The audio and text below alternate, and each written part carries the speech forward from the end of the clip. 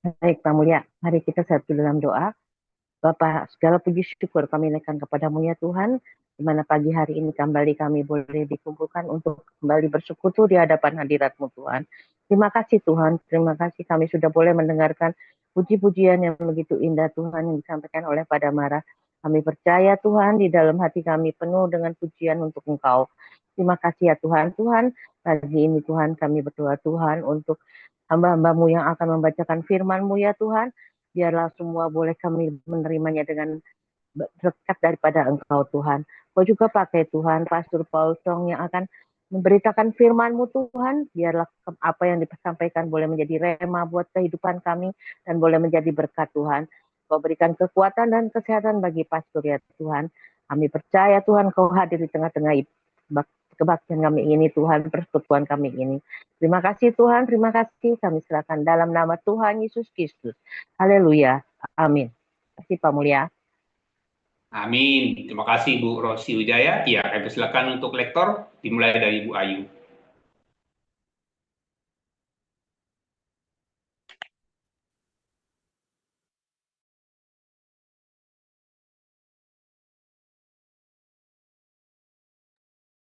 Baik, terima kasih Pak Mulia.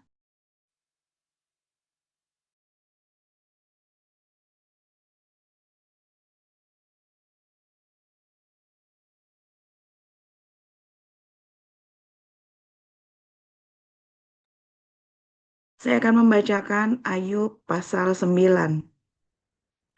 Tetapi Ayub menjawab, "Sungguh, aku tahu bahwa demikianlah halnya. Masakan manusia benar di hadapan Allah? Jikalau ia ingin berperkara dengan Allah, 1 dari 1000 kali ia tidak dapat membantahnya. Allah itu bijak dan kuat. Siapakah dapat berkeras melawan Dia dan tetap selamat? Dialah yang memindahkan gunung-gunung dengan tidak diketahui orang, yang membongkar bangkirkannya dalam murkanya, yang menggeserkan bumi dari tempatnya, sehingga tiangnya bergoyang-goyang, yang memberi perintah kepada matahari, sehingga tidak terbit, dan mengurung bintang-bintang dengan materai, yang seorang diri membentangkan langit dan melangkah di atas gelombang-gelombang laut, yang menjadikan bintang biduk, bintang belantik, bintang kartika, dan gugusan-gugusan bintang ruang selatan, yang melakukan perbuatan-perbuatan besar yang tidak terduga, dan keajaiban-keajaiban yang tidak terbilang banyaknya. Apabila ia melewati aku tidak melihatnya, dan bila ia lalu, aku tidak mengetahuinya. Apabila ia merampas, siapa yang akan menghalanginya? Siapa yang akan menegurnya? Apa yang kau lakukan? Allah tidak menahani murkanya. Di bawah kuasanya para pembantu Rahab membungkuk. Lebih-lebih aku, bagaimana aku dapat membantah dia, memilih kata-kataku di hadapan dia? Walaupun aku benar, aku tidak mungkin membantah dia. Malah aku harus memohon belas kasihan kepada yang mendakwa aku. Bila aku berseru, ia menjawab. Aku tidak dapat percaya bahwa ia sudi mendengarkan suaraku. Dialah yang meremukan aku dalam angin ribut, yang memperbanyak lukaku dengan tidak semena-mena, yang tidak membiarkan aku bernafas, tetapi mengenyangkan aku dengan kepahitan. Jika mengenai kekuatan tenaga, dialah yang mempunyai. Jika mengenai keadilan, siapa dapat menggugat dia? Sekalipun aku benar, mulutku sendiri akan menyatakan aku tidak benar. Sekalipun aku tidak bersalah, ia akan menyatakan aku bersalah. Aku tidak bersalah. Aku tidak pedulikan diriku. Aku tidak hiraukan hidupku. Semuanya itu sama saja. Itulah sebabnya aku berkata, yang tidak bersalah dan yang bersalah kedua-duanya dibinasakannya. Bila cemetinya membunuh dengan tiba-tiba, ia mengolok-olok keputusasaan orang yang tidak bersalah. Bumi telah diserahkan ke dalam tangan orang fasik. dan mata para hakimnya telah ditutupnya. Kalau bukan oleh dia, oleh siapa lagi? Hari-hariku berlalu lebih cepat daripada seorang pelari, lenyap tanpa melihat bahagia, meluncur lewat laksana perahu dari Pandan, seperti Raja Wali yang menyambar mangsanya. Bila aku berpikir, aku hendak melupakan keluh kesahku, mengubah air mukaku, dan bergembira. Maka takutlah aku kepada segala kesusahanku. Aku tahu bahwa Engkau tidak akan menganggap aku tidak bersalah. Aku dinyatakan bersalah. Apa gunanya aku menyusahkan diri dengan sia-sia? Walaupun aku membasuh diriku dengan salju dan mencuci tanganku dengan sabun, namun Engkau akan membenamkan aku dalam lumpur, sehingga pakaianku merasa jijik terhadap aku. Karena dia bukan manusia seperti aku, sehingga aku dapat menjawabnya. Mari bersama-sama menghadap pengadilan.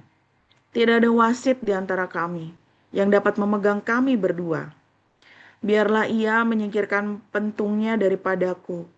Jangan aku ditimpa kegentaran terhadap dia.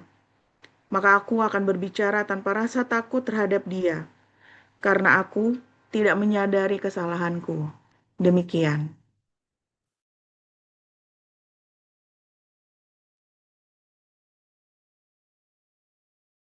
Baik, saya lanjutkan 1 Korintus 10. Aku mau supaya kamu mengetahui saudara-saudara bahwa nenek moyang kita semua berada di bawah perlindungan awan dan bahwa mereka semua telah melintasi laut. Untuk menjadi pengikut Musa, mereka semua telah dibaptis dalam awan dan dalam laut. Mereka semua makan makanan rohani yang sama, dan mereka semua minum minuman rohani yang sama, sebab mereka minum dari batu karang rohani yang mengikuti mereka, dan batu karang itu ialah Kristus. Tetapi sungguh pun demikian, Allah tidak berkenan kepada bagian yang terbesar dari mereka, karena mereka ditewaskan di padang gurun. Semuanya ini telah terjadi sebagai contoh bagi kita, untuk memperingatkan kita, supaya jangan kita menginginkan hal-hal yang jahat, seperti yang telah mereka perbuat. Dan supaya jangan kita menjadi penyembah-penyembah berhala, sama seperti beberapa orang dari mereka, seperti ada tertulis. Maka duduklah bangsa itu untuk makan dan minum, kemudian bangunlah mereka dan bersukaria.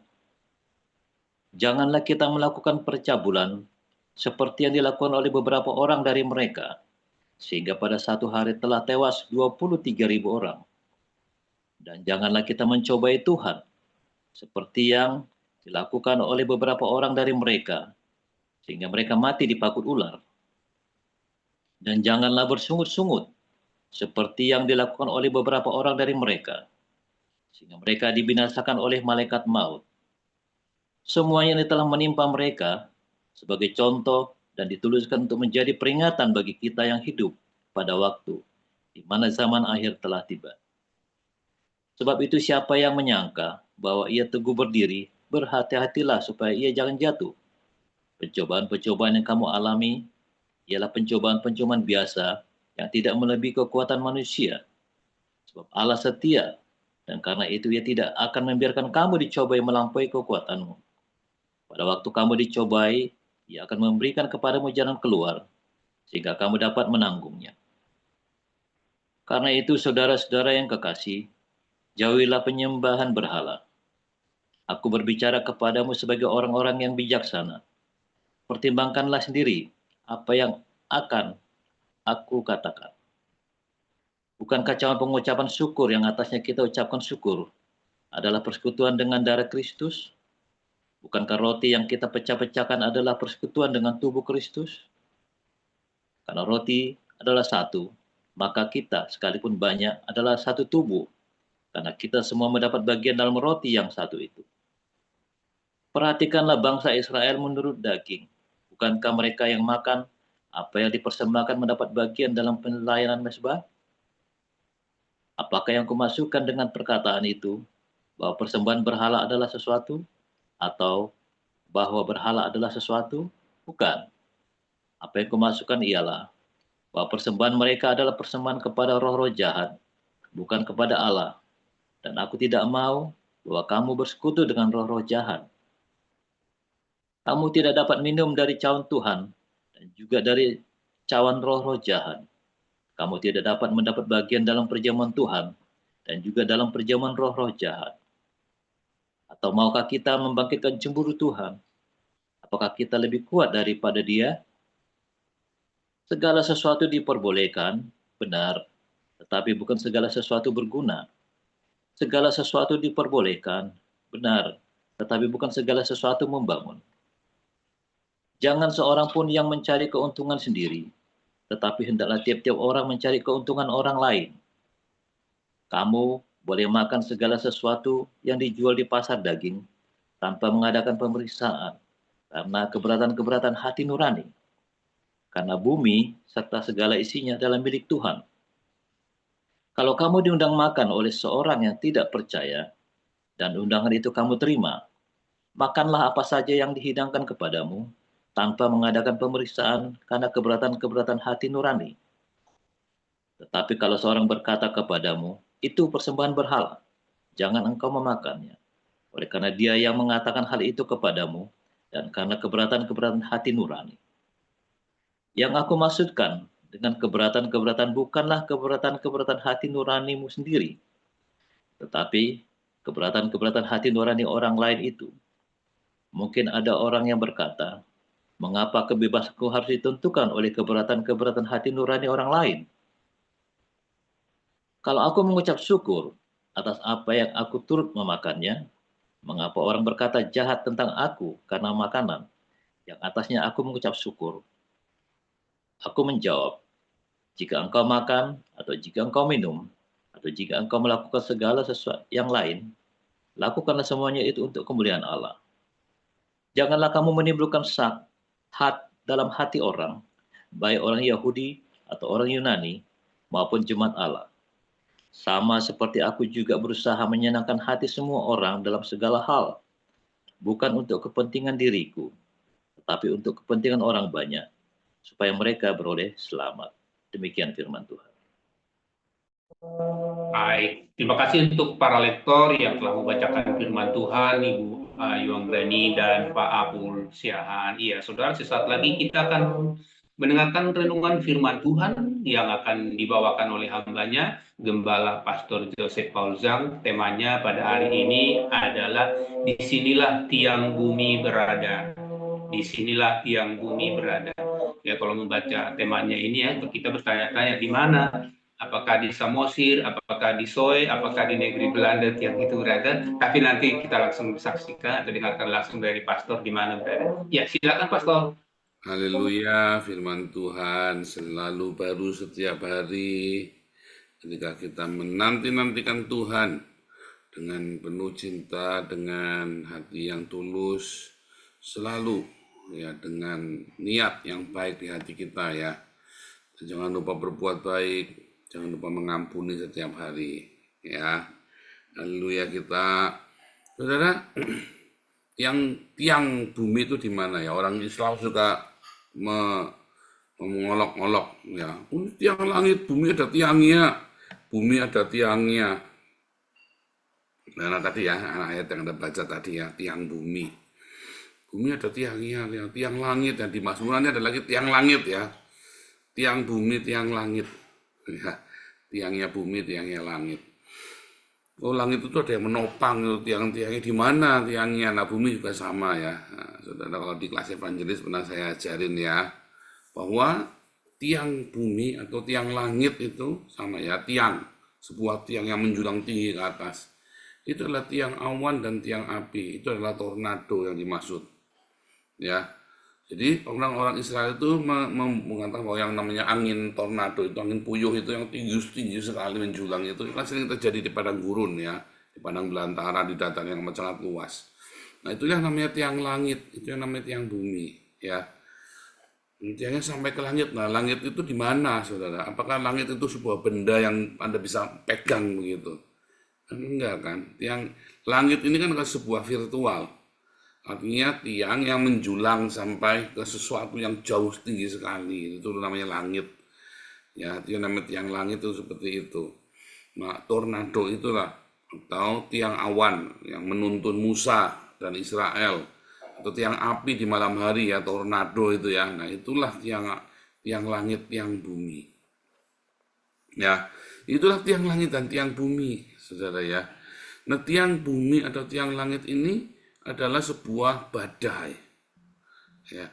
Jadi kalau Anda sedang menghadapi badai dalam hidupmu, itulah artinya ada sebuah tiang langit atau tiang bumi di dalam kehidupanmu. Itulah tiang.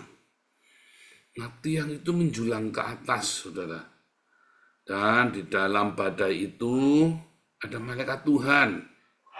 Badai di padang gurun itu adalah malaikat Tuhan yang menuntunmu sampai ke tanah perjanjian. Jadi jangan takut dengan badai itu, nggak usah teriak-teriak, nggak usah kejang-kejang. Tapi seringkali ya Anda melihat sendiri badai itu, ya Anda udah nggak urusan dengan badai lagi, sudah terbiasa.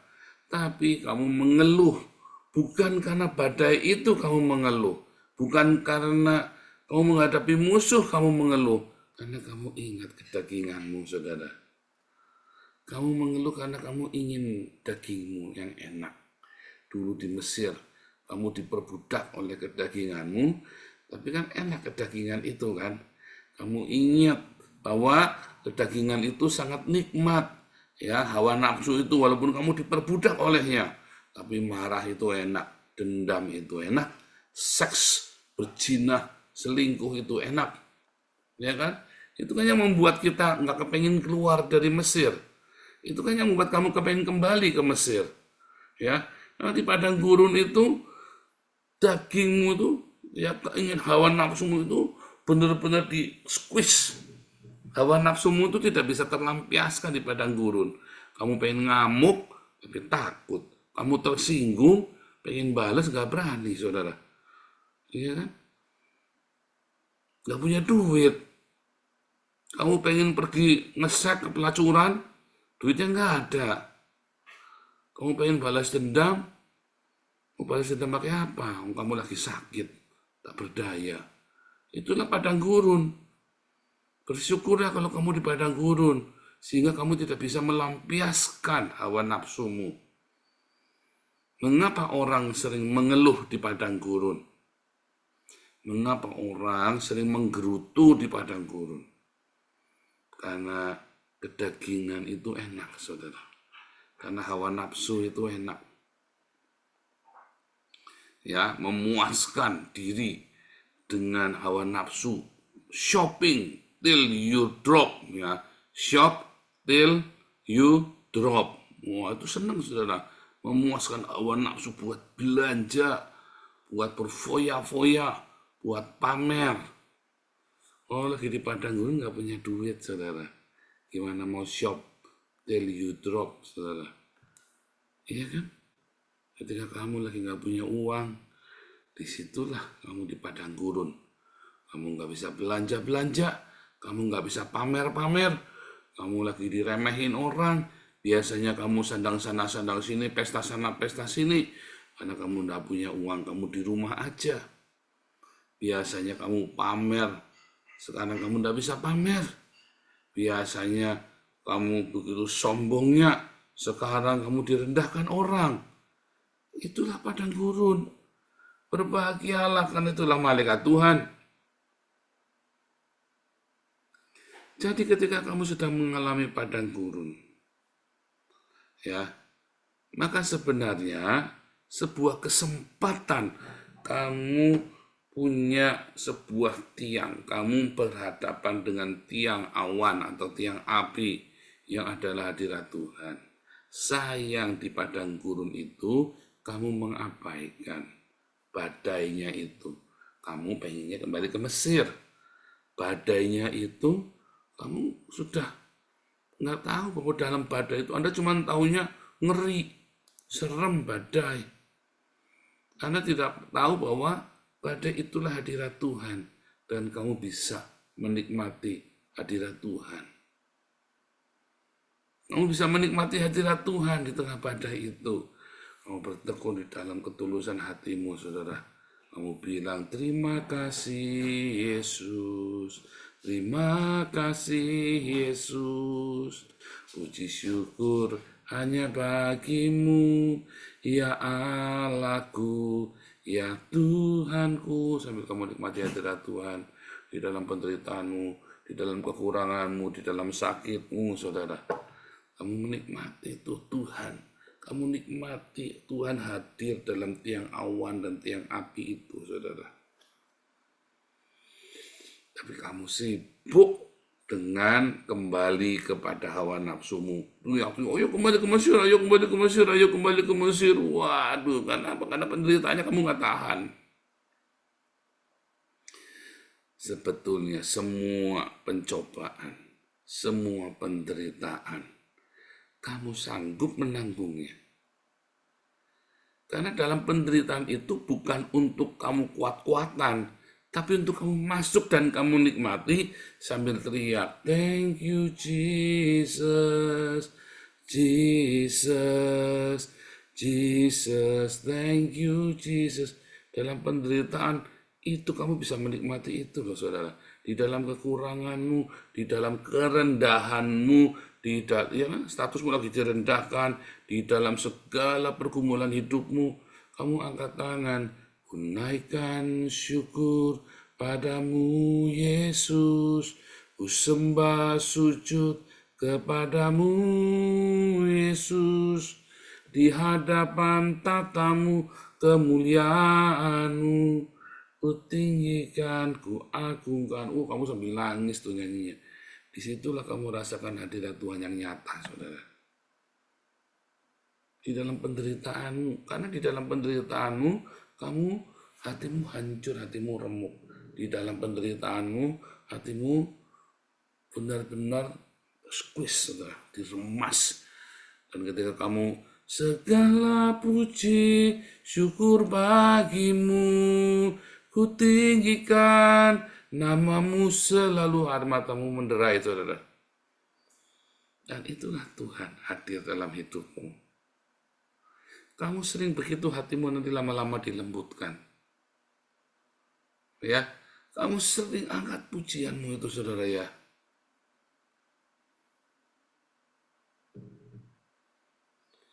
Ya kan? Itulah tiang awan dan tiang api, saudara. Itulah tiang bumi yang menjulang tinggi sampai ke tahta Allah, saudara. Karena itulah tahta Allah, di mana Allah bertahta di hati. Ya, Allah bersemayam di dalam hati yang remuk. Ketika itulah, di hati yang remuk itulah ketika kamu di padang gurun, kamu angkat glory, ya. Ketika itulah kamu nyanyikan pujian, saudara. Hatimu remuk, hadirat Tuhan turun. Kamu tiap hari begitu, tiap saat kamu ucapkan pujian. Tiap saat kamu hadirkan hadirat Tuhan. Makin lama makin nyata dalam hidupmu hadirat Tuhan itu, saudara. Jangan sedikit pun ada komplain, sedikit pun sumpah serapah ketika kamu marah. Karena itu akan merusak. Jangan sedikit pun kamu mengeluh. Waduh, harusnya begini, harusnya begitu. Jangan, saudara. Ucapan syukur. Coba kamu disiplin. Jangan takut. Wah, nanti begini. Wah, nanti begitu. Wah, khawatir, saudara. Jangan, saudara. Jangan. Walau ku tak dapat melihat, sekalipun segala sesuatunya gelap, saudara. Ya. Kamu bilang, Tuhan adalah gembalaku, takkan kekurangan aku. Jangan takut, saudara. Sekalipun kita berjalan dalam lembah kegelapan, kelam. Aduh, aku takut. Nanti kalau begini bagaimana? Kalau begitu gimana? Kamu coba lihat banyak pertolongan yang sudah ditawarkan kepadamu. Tapi kamu gengsi. Kamu malu buat terima pertolongan itu. Karena yang nolong kamu tukang beca. Ayo, saudara. Karena yang nolong kamu kelasnya lebih rendah dari kamu. Sehingga kamu nggak mau ditolong. Padahal Tuhan sudah sediakan banyak pertolongan dalam hidupmu. Saudara, waktu saya jatuh hancur-hancuran, yang nolong saya ini orang miskin, yang nolong saya ini orang buta, yang nolong saya ini orang-orang yang tidak berjanji, saudara, preman-preman. Saudara, saya di penjara, saya dalam keadaan baru bangkrut, dalam satu malam dilucuti, saudara ya. Tahun 2004 tuh saya masuk penjara. Anak nggak boleh besuk, saudara. Saya memang dikerjain waktu itu ya. Nggak boleh besuk, saudara. 2 minggu nggak boleh. Sengaja nggak boleh, saudara, nggak boleh besuk. Lapar, nggak punya uang, cuma ada makanan yang kotor, makanan penjara kan kotor, jorok, saudara ya. Itu saya masuk karantina 2 minggu. Masuk karantina di mana kamar, nggak boleh keluar dari kamar itu, dan di situ nggak ada WC-nya. Kalau berak, saudara, di kantong plastik, saudara. Ya, beraknya di kantong plastik. Ya, kencingnya di botol. Wah, malam itu saya jungkel karena asam lambung saya naik, saudara. Wah, saya melilit karena nggak ada makanan, adanya makanan penjara. Tiba-tiba orang ketok-ketok. Paul, Rika Paul larane, pakai bahasa Tegal gitu ya. Ini saya lagi di LP Tegal itu, saudara ya. Terus dibuka, ada slotnya itu, dibuka, pintu monyet itu ya. Disodorin Indomie. Malam-malam jam 2 pagi, saudara. Mungkin saya nggak tahu jam berapa. Jadi sodorin Indomie masuk. Ini makan dulu. Kamu siapa? Kamu siapa? Ya wis, aku anak buah Pak Anu. Dia sebut nama ayah saya. Orang yang direndahkan, orang yang hina, yang nolongin saya, saudara, di penjara itu. Nah, disuruh makan, saudara, dibikinkan Indomie malam-malam. Saya sudah jungkel itu, saudara ya. Melilit perutnya itu ya. Suatu hari saya lagi baru bangkrut ya. Saya 7 kali bangkrut, saudara ya. Kemudian tiba-tiba ada ini, saudara ya. Ya, pantai babu, saudara ya. Ada babu. Ngasih makan saya, saudara ya. Kalau kita nggak punya apa-apa ya, babu ini bisa ngasih uang, ngasih makan. Ini tak pinjemin uangku dulu lah, jangan. Banyak sekali kita lagi di bawah yang memberi pertolongan kepadamu orang-orang yang miskin papa, yang dulu lebih miskin dari kamu, tapi dia ingin berbuat baik padamu. Nggak apa-apa, terima, saudara, karena kamu lagi miskin. Tetapi ketika kamu nanti berhasil pulih hidupmu, ingat semua orang yang berbuat baik kepadamu. Ya, ingat semua orang yang berbuat baik kepadamu, saudara. Dalam kemiskinanmu, dia menjadi teman, menjadi sahabatmu. Dalam penderitaanmu, dia menangis bersamamu. Kamu jangan menolak pertolongan dari orang-orang, dari burung gagak. Dari burung gagak kan, orang-orang yang dianggap hina kan, dalam hidupmu kan, yang menolong kamu, supaya kamu rendah hati. Tetapi kamu selalu ucapkan syukur di padang gurun. Jangan khawatir, selalu ada burung gagak di padang gurun yang memeliharamu. Ada air dan roti serba sedikit. Ya, kamu selalu angkat tanganmu, saudara, dalam tangisanmu. Disitulah Tuhan hadir dalam hidupmu. Ya, itulah tiang awan, tiang apimu, itulah tiang bumi. Ya, yang bergoyang-goyang. Yang kalau dia akan berjalan kemana dia jalan, kamu ikutin, saudara. Ikutin saja badai itu. Nah, kamu tenang aja, nanti nyampe. Tiba-tiba kamu sudah di tanah perjanjian. Karena dari Mesir ke tanah perjanjian hanya butuh 40 hari. Tapi keluh kesahmu lah yang bikin jadi 40 tahun. Bahkan mungkin kamu nggak nyampe. Banyak dari kita yang nggak nyampe ke tanah perjanjian. Mati di padang gurun, ya. Musa aja nggak masuk ke tanah perjanjian karena mengeluh. Hati-hati saudara ya. Padahal gampang kan, jangan mengeluh. Ucapan syukur dalam segala kekuranganmu. Angkat tanganmu, nangislah. Rasakan Tuhan hadir saat itu. Di dalam segala penderitaanmu, dalam segala duka, dalam segala kehinaanmu, di dalam kebangkrutanmu.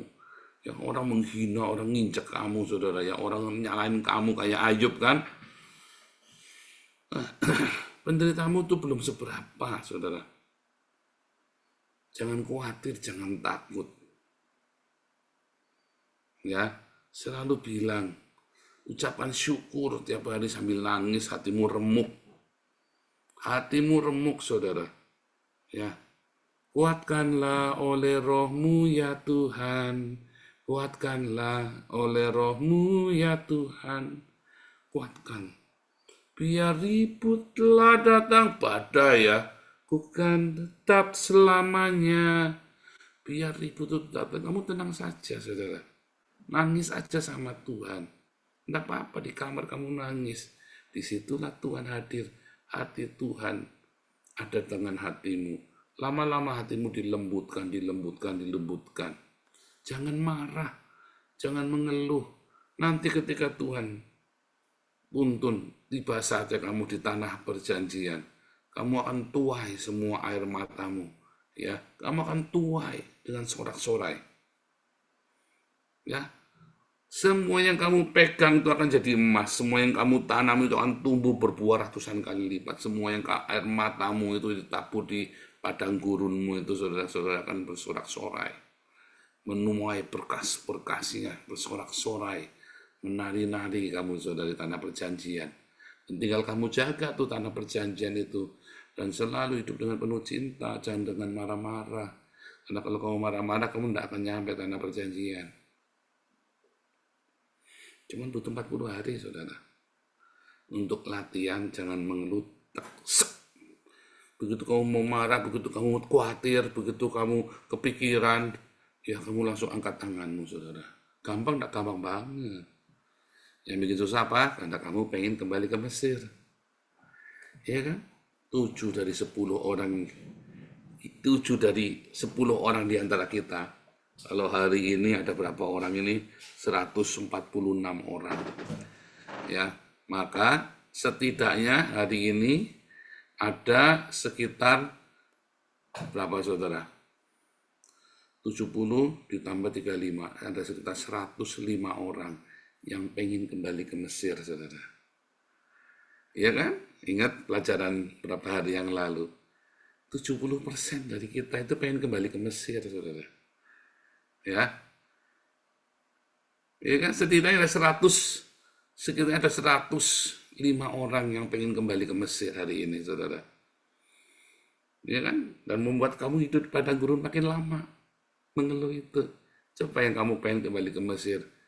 Ya, coba hilangkan.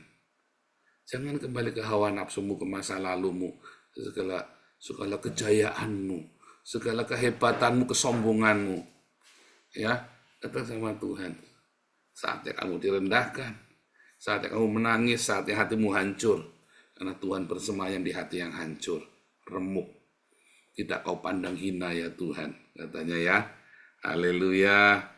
Tuhan Yesus memberkati. Semoga Anda selalu hidup di dalam hadirat tiang awan, tiang api, tiang bumi, yaitu Tuhan Yesus sendiri.